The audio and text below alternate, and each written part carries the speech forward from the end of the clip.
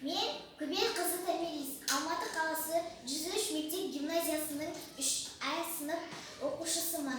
Абай Құнанбаев. Күз. Зор бұлт, түсі суық, қаптайды аспан. Көз болып, тау тұман, жерді басқан. Білмеймін тойғаны ма, тоңғаны ма, жылқы ойнап, бие қашқан, тай жарысқан. Жасыл шөп, бәйшешек жоқ бұрынғыдай. Жастар күлмес, жүгірмес бала шулай.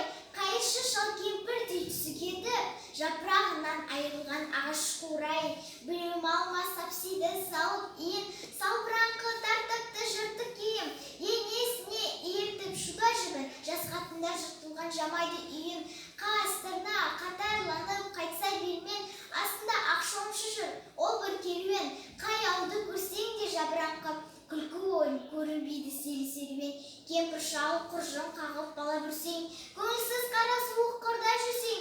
Кемік сүйек сорпа су тимеген соң, үйде ит жоқ, тышқан аулап қайда көрсең. Күзеу тозған оты жоқ елдің маңы, тұман болар жер соқса шаң тозаңы. От жақпаған үйінің сұры қашып, ыстан қорыққан қазақтың құрсын заңы.